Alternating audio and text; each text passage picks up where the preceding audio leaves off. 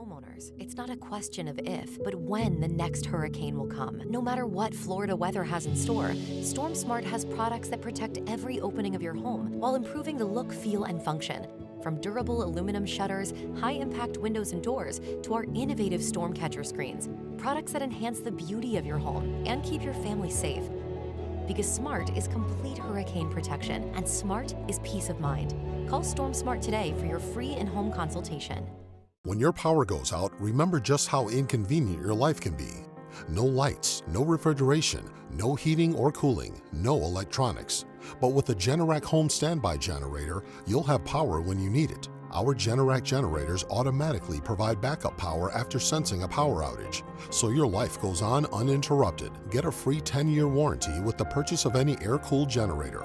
Call Generac Generators today. Generac Generators. Life is primitive without power. We've got some clouds out there, even a couple of sprinkles as another front rolls through the area. Most of us wake up to sunshine and then very warm temperatures in the afternoon. Temperatures, they're going up and they're staying up. Really nice forecast, especially if you're planning on going to the beach or the pool. Rain chances very slim. Another beautiful day in store. It's going to bring us a very high chance of storms. Some isolated showers across the area. Mother Nature likes to remind us that it isn't set by a calendar. We're always on it for you just in case things begin to pop.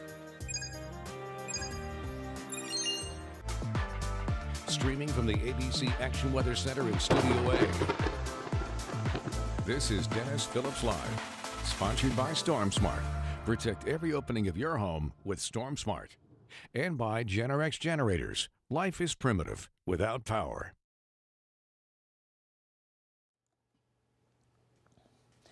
How you doing, everybody? It is a Tuesday night edition of Dennis Phillips Live. We have got so many things going on in the weather.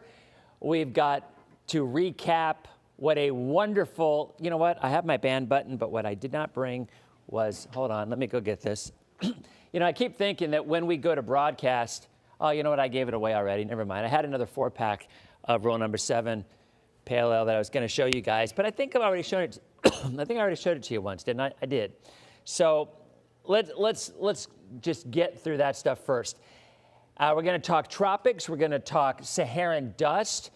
At 7:50, I'm gonna talk to Tamara Black, who's from Feast of Palm Harbor. It's a food pantry, which is something, you know, obviously in my neck of the woods, and you know how much work we also do with Feeding Tampa Bay. So Tamara's going to talk a little bit about the needs that exist out there. But before we get into that, a couple of things. First of all, I want to thank everyone who came out on Saturday to Safety Harbor for the Crooked Thumb, for the meet and greet. It was insanity.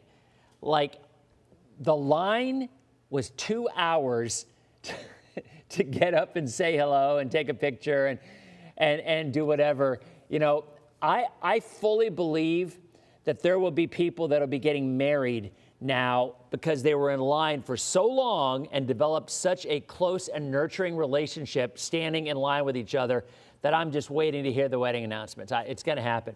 But honestly, when I walked in, I got in about 2:45. I turned 5 shades of red because it was embarrassing because there were so many people and they were all applauding. It was really awesome. Let me tell you, it was a great event. Everybody had a great time. And the best part of it, so all the 4-packs of Rule Number 7 Pale Ale, right? The Crooked Thumb for each 4-pack sold was donating $2 to hurricane relief efforts. They sold out.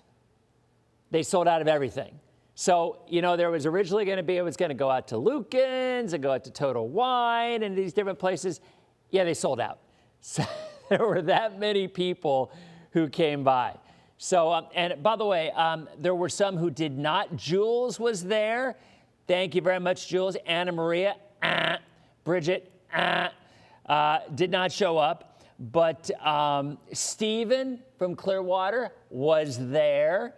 Thanks for coming by, Stephen. So I will look through some of the names and call out the folks who were there because there were a lot. And again, so apparently what's happening is the Crooked Thumb is frantically making a new batch of Rule Number 7 Pale Ale. It takes a couple of weeks for it to settle, ferment, whatever they do, and they will then recan them and make them available to in local places. Again, I know Lucan's and Total Wine were two of the places. But, I mean, look, I'm telling you, if you guys are smart out there for some local grocery stores and whatnot, you see the demand, you should probably go to your local grocery store and say, hey, we need to get some of this rule number 7 stuff in here. I want some. Because all I'm saying is that's sold out like that. And again, proceeds benefit the hurricane relief efforts with the 4-packs. So anyway, thank you so much for everybody who came out. It was a blast. So Prudy in Spring Hill, Prudy was not there. Prudy was not there. Jason in Pasadena, how you doing? Again, Stephen, Kathy. Who else? Jody was there. And Jody, I'm still showing you as hidden. I don't know why. I see it, and I have to unhide it for it to work. Jody came with ban button paraphernalia and Diet Dr. Pepper. So Jody was there, and yeah. So anyway, we've got so many things coming up in the near future, including July 1st. DPL is going to be on broadcast television. Scary as it is. And I wonder about that because I'll be, as Anna Maria just said, sock shuffle to go back and look for something. You know, this is our show, and the show will not be changing just because we're on broadcast. Now, granted, we're going to have commercial breaks, so you guys will still be here on streaming and on social. You know, we'll still be chatting while the commercials will be running, but there's broadcast stuff. You all know, and we've talked about this before, the reason this is happening is because our station, ABC Action News, we now are the official Tampa Bay Lightning TV station. And our station, which will be Channel 66, now this is something important to remember, and I'm going to mention this real quickly because a lot of people are asking. This is not 66 on cable. This is over-the-air Channel 66, like back in the olden days when you had a channel and you switched it, right? Well, there's a lot of ways you can get 66, Channel 66. All preseason Lightning games, all regular season Lightning games, all first round of the playoff Lightning games will be on our channel. And in addition to on our channel, will be local programming, including DPL. So that will be on as of July 1st. Now, here's the thing. You can just go to Walmart or go to Amazon, and for $20, I think Anna Maria said she already did it. For $20, you can buy an HD antenna, and you stick it by the window, and you will get all these free programs that come in over the air. And you can do that. Or you can get a Tableau box, which is something that we're going to be offering here with our script station. It's like a cable box. And so everything that comes in over the air, it'll store in the cable box, and you can just use your button and your remote, and you'll be able to watch it that way. That's the way I'm going to go because it's easier. I still have cable. I know I still have cable. A lot of people have cut the cord. I still have cable. But I'm going to be using this because I do not know if Channel 66 is going to be on cable. It may be. I don't know. You're talking to the wrong guy. But I'm just telling you, all Tampa Bay Lightning games will be free. You're not going to have to subscribe to FanDuel. You're not going to subscribe to Bally's or whatever is out there now. It will be free. So very exciting. We are totally excited here at your ABC Action News station. And again, this little Tableau device thing, I think it's like $80 to $100 or whatever, but there's no monthly fee. You buy it, and everything that's out there in the air swirling around, you can get it for free and you can watch it. Yeah, Jody, it is still hiding yours. I don't know why. It's crazy. But anyway, I can keep unhiding it, but I see it. So for everybody else to see it, it has to be unhidden. Oh, look, we got a ban button. Here we go. Stand by. Mark Thomas, ban all live streams, ban, confirm, gone. So, when are you going to learn? When are these people going to learn that you ain't going to be spamming on this show? And if you do, you're banned for life and the afterlife. And you know this is to be true. All right, so anyway, and yes, Aaron also provided with Diet Dr. Pepper Peeps. So Aaron, thank you very much. Okay, so we got a lot of stuff to talk about here. We got weather, we got other things. So let's jump in and talk tropics. You're like, wait a minute, really? Yeah, okay. We're going to talk tropics, and I'm going to show you why. Because you've been seeing the buzz and the Euro and the GFS. Yeah, your comments. I have to unhide all of them, Jody. It is the weirdest thing. Maybe, hold on. Let me click on your name and maybe, no, you should be here. This is a Facebook thing, Jody. I have no idea why. I don't know why. All right, anyway, so here's what we're going to talk about. We're going to start with the GFS. Now, you know and I know the GFS, more often than not, when it comes to a long-range forecast, is out to lunch, right? But let's be honest, most long-range models are out to lunch when you're talking more than 10. Char, repeat which, Tableau, Tablo. And I have a feeling, thank you, Paula. All stars go to Children's Miracle Network. Yeah, see, I see your comment, but that's only because if I don't unhide it, Linda won't be able to see it. I don't understand. I just don't understand what's going on. Anyway, yeah, Tableau, you'll be able to get all OTA channels. Like, the way it works, every TV station has 3 or 4 substations now, in a sense. So you'll be able to get them all. But more importantly, you'll be able to get all the Lightning games. And we're going to be and I will tell you this briefly, and then I'm going to jump back in. Then we're going to show Tropics, okay? So apparently, I might even get to do some kind of cool collabs with the Lightning, maybe with Thunderbug, maybe with some merch, where we got the Lightning stuff going on with Rule Number 7 stuff. It's all in the works. It's going to be an amazing relationship between the Bolts and us right here. And I'm all in. I'm all ready for this. So I've been hearing a little rumblings that stuff might happen. And you guys know first. So I don't know any details, but kind of hearing that might happen down the road. All right, anyway, let's go ahead and jump back in. Now, we're going to start with the GFS, okay? And look, the GFS, we all know, #cha-ching.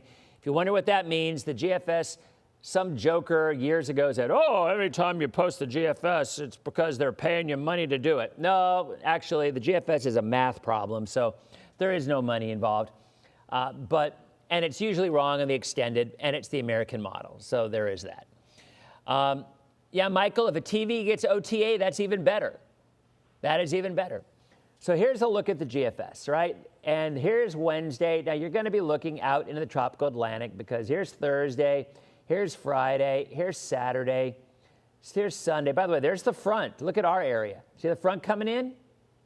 So that front on Saturday is going to finally bring the chance of some rain to the coast. That's actually on the 31st, on Saturday. So that's something we are in desperate need of rain. So that's going to help a little bit, all right? And then there's Sunday, and then look next week, the middle of next week, look at what starts to percolate in the southwestern Caribbean. And there it is. Now, the GFS, and this is 10 days out, so begin. Guys, this is a weather chat. So we will talk about this weather stuff, but you know my feelings on this. It's a bunch of hogwash. It's a bunch of nonsense. But I'm showing you this because it's all over social media, and everybody's talking about it like, yes, well, it's 10 to 15 days out, but it's probably going to happen. You're never going to hear me say 10 to 15 days out, so it's probably going to happen. I mean, might it? Yeah. Probably? Ain't no way. Probably. Anyway, whatever. Here's 11 days out, and the GFS does develop this and brings it west. And that's probably a hurricane. 978 millimeters, that's a hurricane. That's 2 weeks out. Take it with the proverbial grain of salt. All right. Now, here's the euro. Now, this is a little more interesting. No, wait a minute. That was the euro. No, that's a GFS. That's a GFS. So let's call up the euro and see if the euro shows the same thing. And we are going to be calling this up right now. So here we go. Let's look and see if the euro shows the same thing. Here's the euro. Here's Saturday. Here's Sunday. Here's Monday. Here's Tuesday. Look at the euro. It is showing a little something, but not much. Nothing developed significant. You've got some lowering of pressures in the middle of next week in the Caribbean. Maybe a little wave as it moves west. There you see that little low out there in the central Gulf, but it never really does anything. So I ask you, when the GFS says something and the euro says something, which one more than likely will we believe? Say it with me, the euro. Now, let's look at the Euro AI, which did a spectacular job last year in hurricane season. And this is new to me too, because I have not called up the Euro AI on this at all. So this is the first time I'm looking at this as well. So let us see now what the Euro AI is showing in the long range. Okay? Here's Wednesday, here's Thursday, here's Friday. I'm giddy with anticipation. Here's Saturday, here's Sunday, here's Monday, here's Tuesday. I'm seeing a lot of nothing. Here's Wednesday, here's Thursday, here's Friday, here's Saturday, here's Sunday. A little bit of wave development that following week, a week and a half out, mind you. And then it just kind of, so the Euro AI is much, much weaker than what the GFS was showing. But again, this is 2 weeks out. I mean, this is such nonsense. And I told myself, do not even show this stuff on DPL or anywhere else because it's a bunch of nonsense. But how do I not show it? Because it's everywhere. I literally scrolled on my feed and saw meteorologists in this market and other people saying it's likely that something's going to develop in the next 2 weeks. Like, what are you talking about? Oh, by the way, let's look at something else that's going to come into the mix here, and that would be Saharan dust. All right, so look at what the forecast is for Saharan dust coming up over the next couple of weeks. All right, this is today. There's tomorrow. You got that little area in the Caribbean and the Gulf, but look at that big area in the Eastern Atlantic. That's as far as it goes Friday. But if you extrapolate its distance, it would be moving into the Caribbean and the Gulf by the early to mid part of next week. So you put 2 and 2 together and you say, okay, is it possible that once that dust moves through, you could get some development in the Southwest Caribbean? Sure. But it's 2 weeks out, right? So look, at the end of the day, you never say never. Look, we get development in June. Well, I'll show you that map. I'll go ahead and show you that map because this is something that we have preached here over and over again. So if you look at frequency of development, this is the month of June. And absolutely, we can see development in the month of June. We can. But I will also tell you this. Look, records are made to be broken. Things can happen. We all know that. Weather is not an exact science. I always say weather is an exact science. We just don't understand it exactly. But the bottom line is the overwhelming majority of the time in the month of June, if you get development in the Caribbean or the Gulf, it is very weak for so many reasons. Now, might there be a time where that's different? Sure, anything's possible. But again, this is my mantra. I am not going to focus on the worst case scenario when the majority of the time the worst case scenarios simply do not come to fruition. Now, it's a weather chat, so we can talk about it here. Sure, and I have no problem talking about it here. But when I'm giving you my thoughts, I'm going to tell you what I think is going to happen. And there ain't no way in the world I'm going to tell you 2 weeks out, oh, yeah, I'm definitely thinking, I'm concerned about this. No, I'm not. Might it develop and be that 1 in 100 storm? Sure, anything's possible.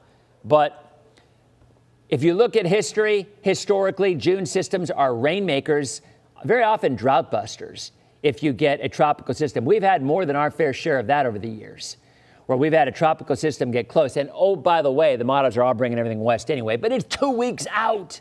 So come on.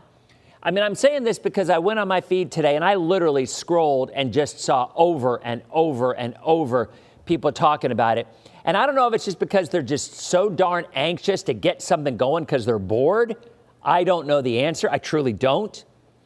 But I have to respond because I get a lot of people saying, hey, what do you think about this? And I'm going to tell you, and this is a weather chat. And I have no problem people talking about these things if there's context, right?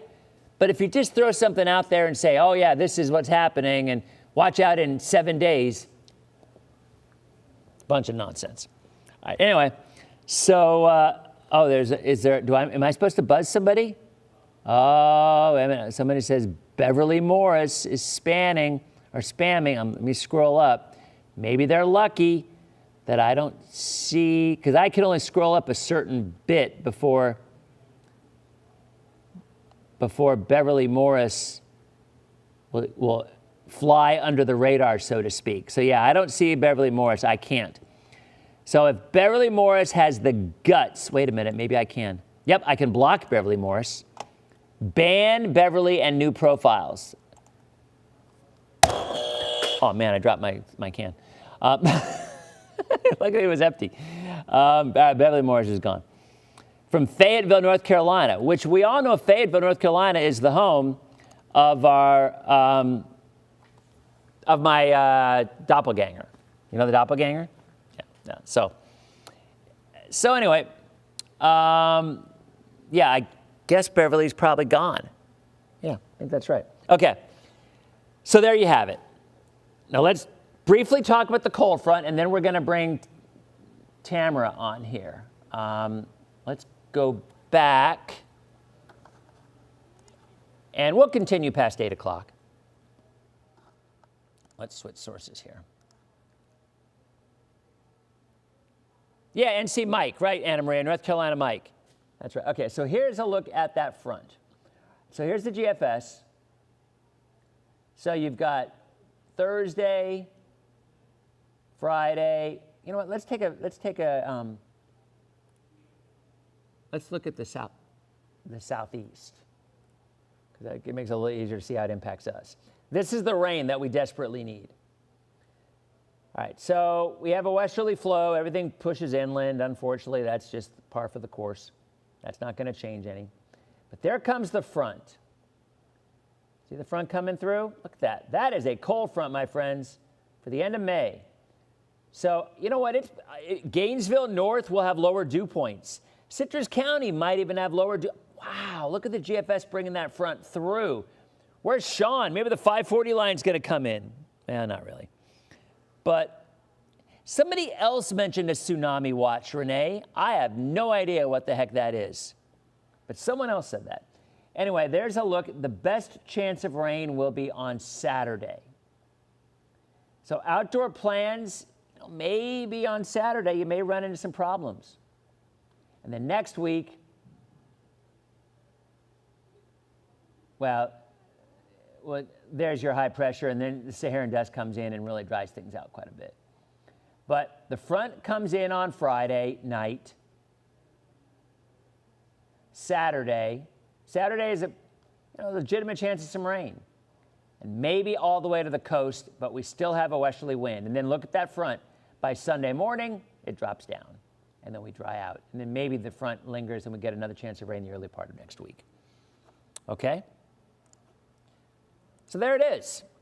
Now we're going to come back in a minute. We're going to come back to more tropical, more stuff, but I do want to bring in Tamara because she's been waiting patiently, and we're going to talk about Palm Harbor, and we're going to talk about Feast. So here, let's go ahead and bring her on.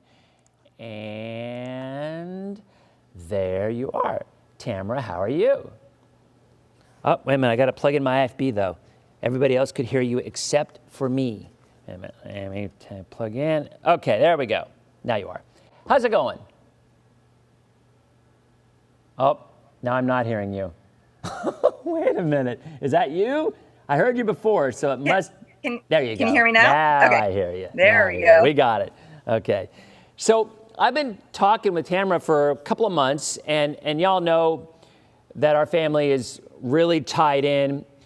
I think in this community, especially after the hurricanes, and even as far back as COVID, there's a lot of families after the hurricanes that really ran into problems that they'd never run into before. And that's even to the point of being food insecure, that there were some families that simply didn't have the means after those devastating hurricanes. So Tamara, tell me a little bit about what Feast Palm Harbor does. Sure. And you're exactly right. COVID and the really impacted this community. In fact, around here in Palm Harbor for almost 39 years now, feeding families that need help. Prior to the pandemic, though, we were seeing about 1,000 people a month. Last year in 2024, we provided support to 54,000 people. That's a 400% increase since the pandemic. Wow. So these are families, these are just our neighbors, coworkers, kids that your kids go to school with. Most of these people are working families who just need some extra support and some extra help. So that's what we're here to do. And what about after the hurricanes? So people come to us. Okay. Yeah, after the hurricanes, unfortunately, saw so many families, people who were living out of their cars, senior citizens who'd been completely displaced, and they really just needed help. So, when they come to us, we give a 3 to 4 day supply of food to families, and we give eggs, meat, milk. We partner with Feeding Tampa Bay, and I know, you were just over there as well, but we partner with them to get those items from local public stores. And then we give, your traditional staples, milk, our meat, cereal, macaroni and cheese, soup, things that you need to feed your family. So we're just here to help families and give them a helping hand in their time of need. And I was talking to the folks from Feeding Tampa Bay, and they were saying that a lot of folks now who are in need have never been in this position before, but it really was so devastating after the hurricanes. I think a lot of people just don't realize something as simple as a meal you just can't take for granted in these cases. And it's really been shocking to me to hear the numbers.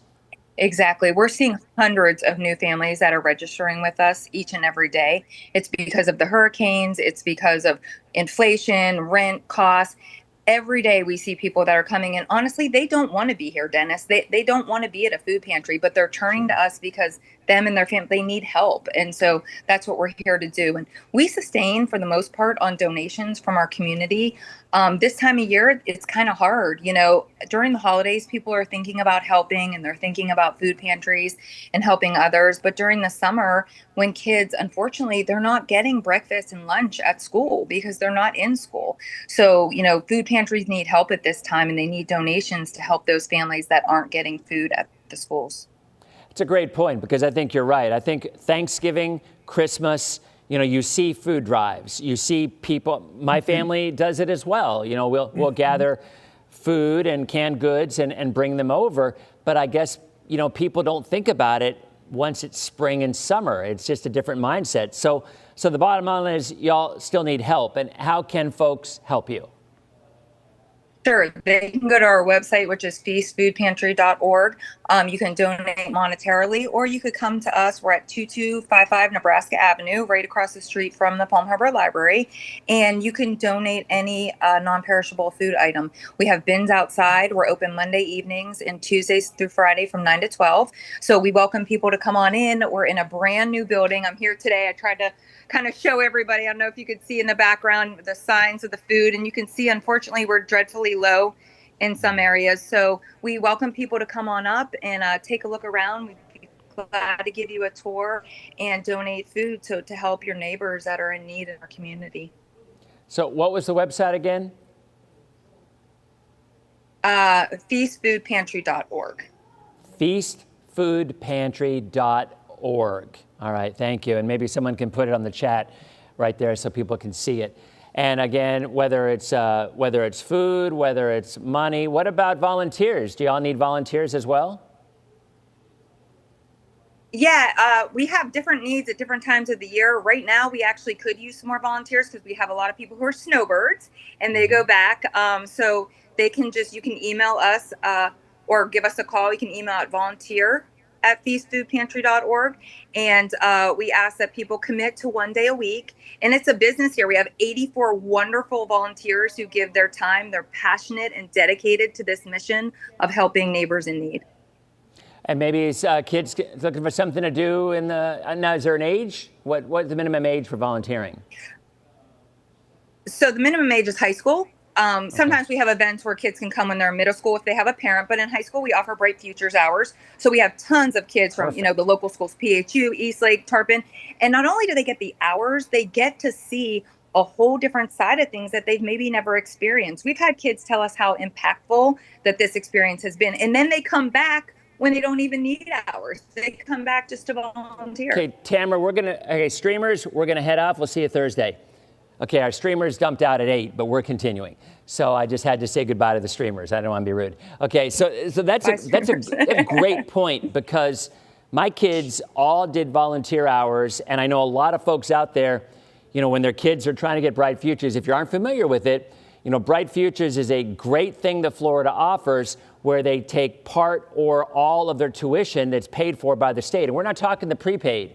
We're talking about actual free tuition.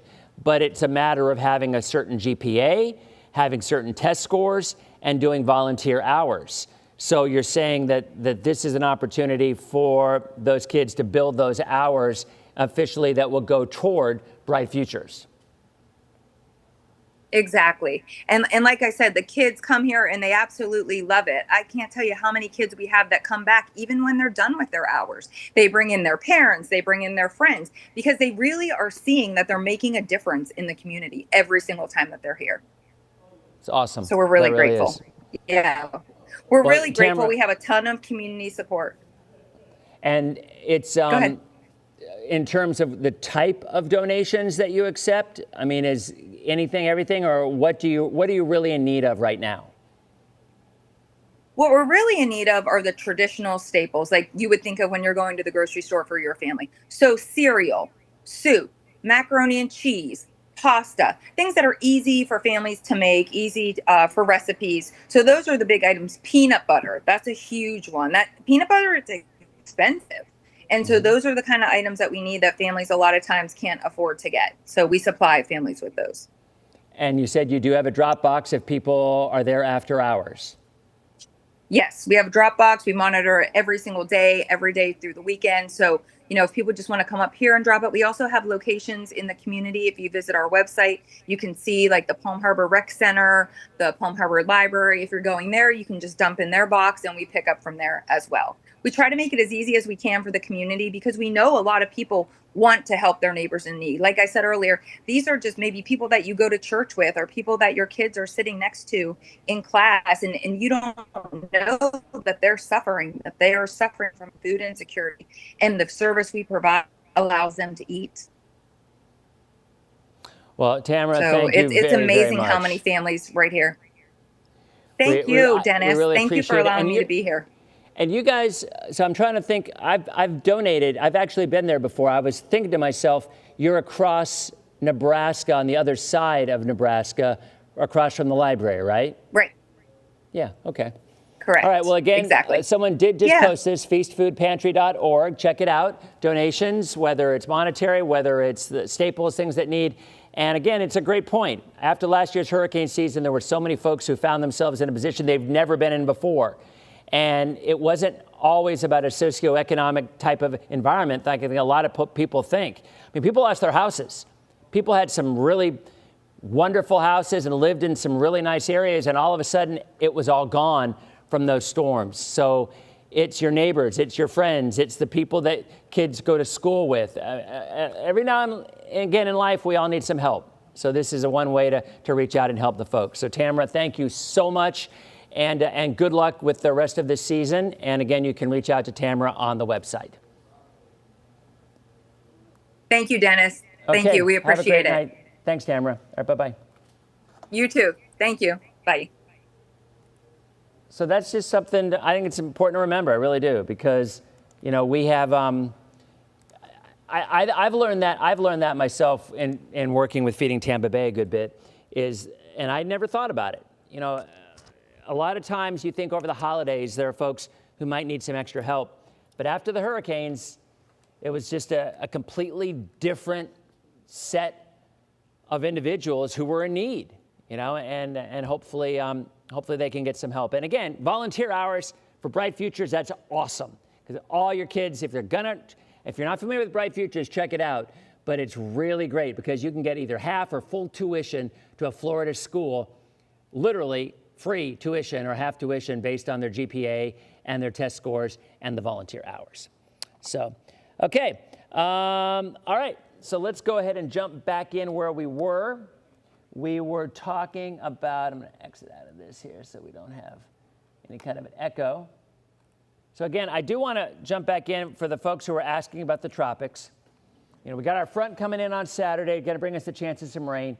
But as I said, and you're going to see it on your feed a lot, you just are. I mean, it's everywhere.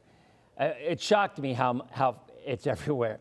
So this is the GFS, and it's developing not this weekend, but next weekend. You know, potentially some development in the Gulf. And the Euro, not so much. The Euro AI shows a little bit as well. But at the end of the day, take it with a grain of salt.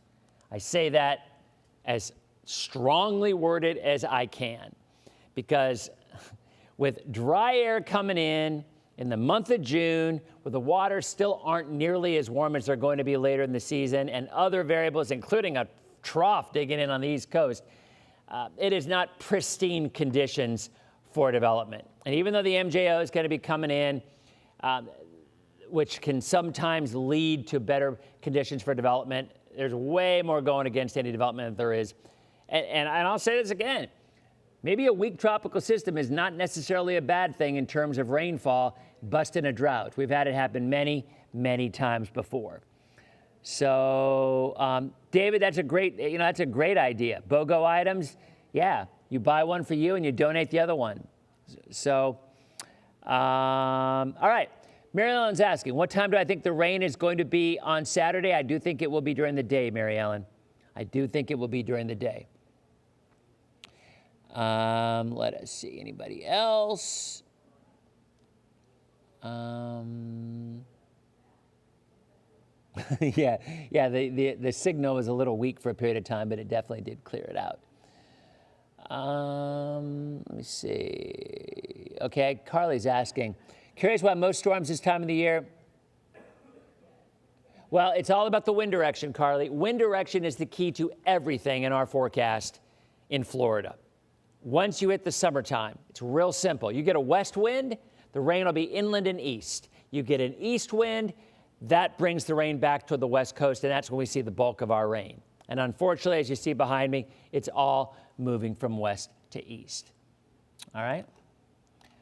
But we are in desperate need of some rain. So hopefully that front will bring us at least the chance. I still believe the bulk will be inland and east, but with a front coming in, as long as there's moisture riding along that front, we got ourselves a chance of some rain along the coast. Just maybe gets us another week closer to the rainy season and an east to southeast flow. Because once we get that, we're good to go. You get a Bermuda high setting in, we are good to go. Yeah, boy, I just wish I knew, Jody, why yours is I don't understand. It's driving me crazy why yours is, I have to unhide it for it to work. Now, Dorothy, I did not do that story. So I'll be honest, I am not sure why, other than I know that that is the case. People are talking about the tsunami watch. All right, you know what? Boy, here's another spammer. Yeah, all right. I think, yeah, this is a spammer. All right, Bartley Jane, ban.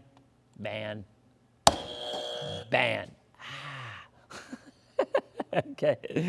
I do think there will be as many hurricanes this year as last year, maybe a little less, Liz, but I do think it'll be there.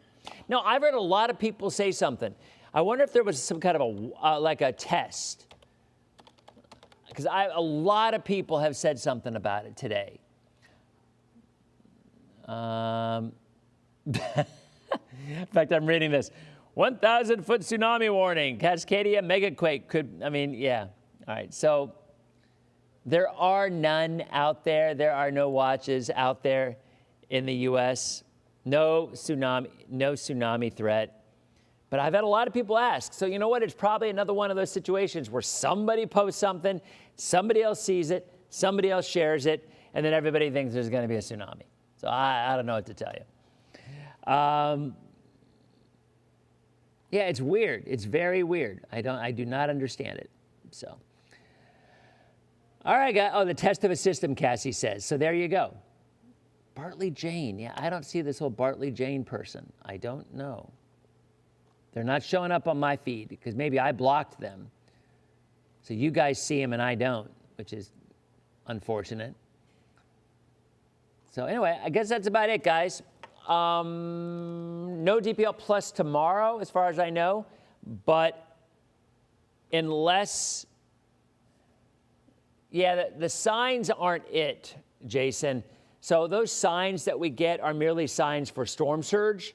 Those signs show like, look, this is what a storm surge would look like at 14 feet. They're preventative. They're nothing to do with any current conditions. Again, we might find out at some point because we will be doing banning on live broadcast as well. So I did ban Bartley Jane. Okay, good. Thank you, KJ. All right, guys, well, have a good night. Thursday, we'll be back and see if the models are still hinting at development in a week and a half. Probably they won't be, but, you know, we'll watch it.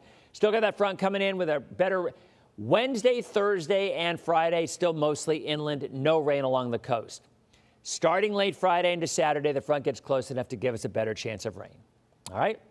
So you guys have a great night. Thanks for tuning in. Thanks to Tamara from Feast for taking the time to let us know a little bit about food insecurities in the Bay Area. And we'll be back with our next edition of Dennis Phillips Live. You guys have a good night. We'll see you. And thanks again for everybody coming into the Crooked Thumb. It was awesome. It was a great event. We'll see you on Thursday.